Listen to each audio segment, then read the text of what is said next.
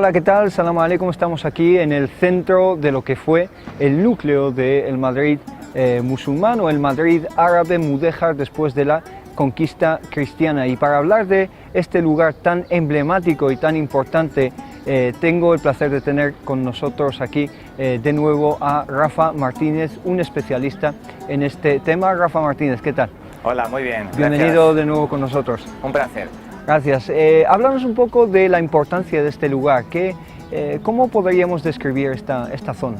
Bueno, esta zona fue en su momento el corazón o el lugar donde vivió la comunidad mozárabe en los tiempos del Madrid árabe. Cuando se fundó Madrid, toda la gente, todos los musulmanes vivían en el núcleo amurallado, ¿no?, en la Almudaina, y aquí había un pequeño grupito de mozárabes, de cristianos, ¿no?, que vivían pagando su impuesto a los musulmanes. Pero tras la conquista, como bien has dicho, en el 1085 por Alfonso VI hubo un intercambio, algo que era bastante habitual en las ciudades de Al-Ándalus. ¿Qué sucedió? Que todos los musulmanes que vivían intramuros salieron a este lugar, a este pequeño arrabal mozárabe, y los mozárabes cristianos entraron al lugar que ocupaban los musulmanes. ¿Y cómo pasó a ser denominada esta zona entonces? Claro, se la denominó la morería porque precisamente viene del nombre moro. Moro es una palabra que a día de hoy pues, tiene una connotación muy negativa y muy peyorativa hacia el musulmán, pero que en su momento se rescató en la España medieval porque era una manera de llamar así o de tratar de denominar de esta forma a los habitantes del norte de África. Además, empezó a tener esa connotación negativa porque era también una manera de imponer, digamos, tu poder, ¿no?, superioridad respecto a los musulmanes a medida que se iban ganando las plazas en Al-Ándalus. ¿Y cuáles son los elementos más importantes? ¿Qué podrías destacar de toda esta zona? Bueno, esta zona la verdad es una gran desconocida porque ten en cuenta que todo el mundo la conoce como la Latina porque era el nombre que tenía del antiguo hospital que había aquí, que ya no queda nada, bueno, queda la Puerta en un lugar de Madrid. Sin embargo, el nombre común, auténtico, es ese, es la morería, porque aquí vivían esos moros, vamos a decir esos musulmanes, que en este momento se los denominó mudéjares, que mudéjar viene a ser domesticado, ¿no? Entonces, ¿qué sucede? Que una comunidad tan grande, hablamos de unas 3.000 personas que vivían intramuros y algunos ya en la zona exterior, pero siempre al lado de la muralla, se muda aquí, por lo tanto aquí se crea una mini ciudad en la cual había mezquitas, estaba amurallada, puesto que el rey mandó amurallar también esta zona ya de Madrid, tenía también su tribunal de justicia, la zona donde vivía el alguacil árabe. Sí, era un lugar donde se podía convivir perfectamente porque tenía todas las infraestructuras de una ciudad. De una ciudad. Si bien estaba, digamos, restringida o amurallada, sí que se expandió demográficamente, me imagino, ¿no? Claro, es decir, esta zona al principio los mozárabes estaban confinados en las Vistillas, era una parte pequeña, ¿no? Sin embargo, con la llegada de los musulmanes, una vez que se los empezó a denominar mudéjares, a ellos se les permitía mantener sus hábitos, sus costumbres, sus tradiciones a cambio de pagar un impuesto, ¿no? ¿Qué sucede? Que esta gente empieza a expandirse más allá y lo que era en principio un arrabal mozárabe pequeño comienza a ser un arrabal mudéjar bastante mayor, ¿no? Que iba pues desde las Vistillas hasta lo que hoy conocemos como la plaza de los carros o la plaza Puerta de Moros, donde estaba la puerta de la muralla cristiana, la entrada, ¿no? La entrada, y después hasta pasando un poco más allá del San Pedro el Viejo, hasta Plaza de Puerta Cerrada. El límite natural, la frontera física, era aquella donde está la calle Segovia, porque ahí bajaba el arroyo de San Pedro, ¿no? Que es ahí mismo, ¿no? Que es justo ahí mismo, ¿no? La actual calle Segovia. Era la frontera física que dividía un poco la zona cristiana de la zona musulmana mudéjar. Así es. Muy bien, y esta plaza donde estamos, que hoy en día se llama la Plaza de la Paja, en esa época, ¿qué función tenía? ¿Cómo nos podemos imaginar esta plaza en esos siglos medievales, ¿no? Yo siempre cuento que hay que imaginarse esta plaza como a lo mejor cualquier ciudad magrebí, cualquier mercado magrebí. ¿Por qué? Porque es que aquí precisamente era donde estaba situado el zoco mayor. El menor, dedicado a un comercio más minorista, estaba en la plaza de la villa, y el mayor estaba aquí, dedicado al ganado y a la agricultura, básicamente. Un mercado, entonces. Era un mercado, un mercado tal y como lo conocemos hoy en día, exactamente igual. Y aparte se utilizaba esta zona porque sí que es cierto que era más fácil para todos aquellos agricultores y ganaderos que venían de la Vega, donde tenían generalmente las huertas y las fincas, ¿no? Aquí estaba, digamos, el comercio más importante entre árabes y cristianos. Entonces traían sus frutas, hortalizas, ganado de las huertas de la Vega, Sí. para comercializarlas aquí. Y Exactamente. también una salida, me imagino, también al ganado, ¿no? Claro, generalmente el ganado entraba por la parte superior de la plaza.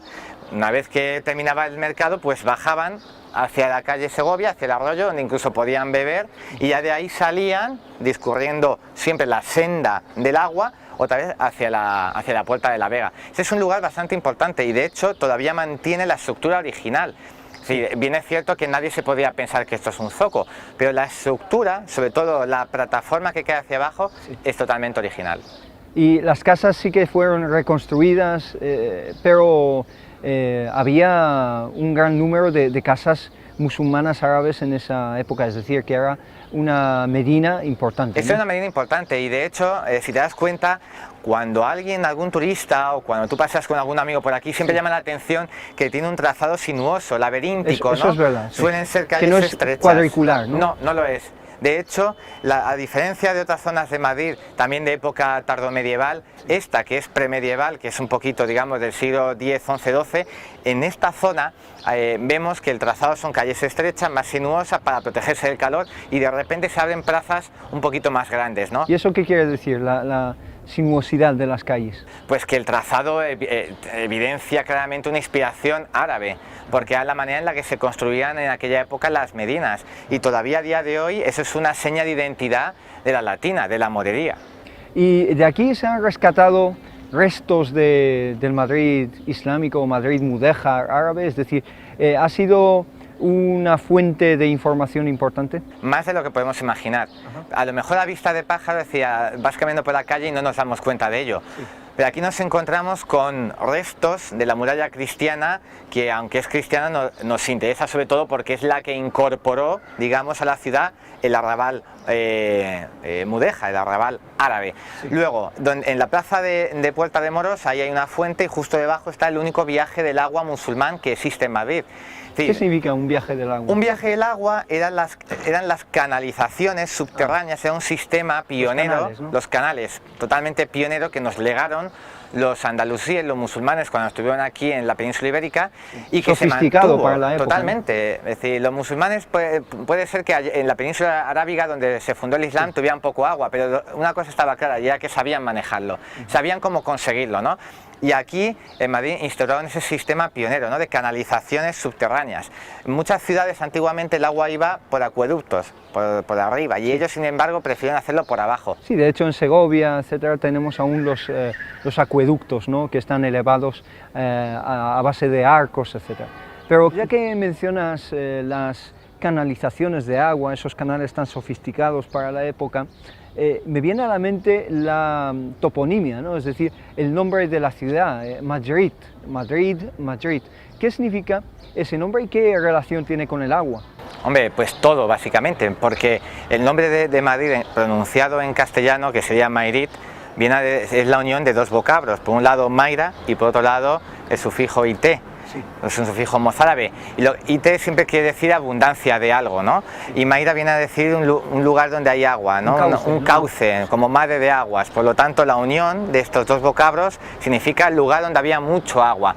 Y claro, en Madrid a lo mejor a día de hoy no lo apreciamos, pero Madrid sí tenía mucho agua en aquella época, en el siglo IX. Era visible, ¿no? Era visible porque tenías el arroyo de San Pedro, actual calle Segovia, el del Arenal, actual calle Arenal, el Manzanares, que también era un río importante, no como pasa hoy en día, que está canalizado, y luego Madrid está sentado sobre un acuífero. Y los musulmanes, que siempre han sido pioneros en el tratamiento del agua, sabían aprovechar esto porque era vital a la hora del abastecimiento, no solo de tropas, sino de los propios ciudadanos. Y también las huertas y los cultivos. También los cultivos, claro, porque esa es una ciudad que, si nos damos cuenta, en la zona de la Vega, que era ya extramuro, donde vivía gran parte de los agricultores y ganaderos, tenía muchísimas facilidades para llevar a cabo su actividad agrícola o ganadera, su actividad empresarial, que luego consistía en que una vez tú conseguías tus frutos, venías aquí a vender, a negociar, ¿no? Se basaba sobre todo en el autoabastecimiento, ¿no?, especialmente al estar muchas veces semi-aislada por esas circunstancias bélicas. Menciónanos un par de elementos de esta zona porque, inshallah, vamos a ir desgranando los elementos de esta zona y detallándolos con más detenimiento, ¿no? Pues como hemos dicho, aparte de esta Plaza de la Paja, que era el antiguo zoco, y de la Plaza Puerta de Moros, donde se situaba no solamente la Puerta de Moros que daba acceso al barrio, sino también el viaje del agua, pues aquí tenemos la Plaza de Alamillo, donde se situaba el antiguo tribunal y también la alcaldía del alguacil musulmán. Nos encontramos con la calle y Plaza de la Morería, que era una parte también muy importante en la vida ciudadana, en la vida comercial de esta zona. Había 2 mezquitas en este lugar y sobre todo también hay vestigios de la muralla cristiana, que era aquella que sirvió para incorporar a los musulmanes a la defensa de la ciudad. Pues Rafa, en tu compañía y con tus conocimientos tan amplios de este tema vamos a ir desgranando todos estos elementos, ¿te parece? Por supuesto. Muchísimas gracias por todo, por tus explicaciones, gracias. Y a ustedes muchísimas gracias por habernos seguido, nos vemos muy pronto aquí en Madrid, el Madrid Islámico Árabe Mudéjar.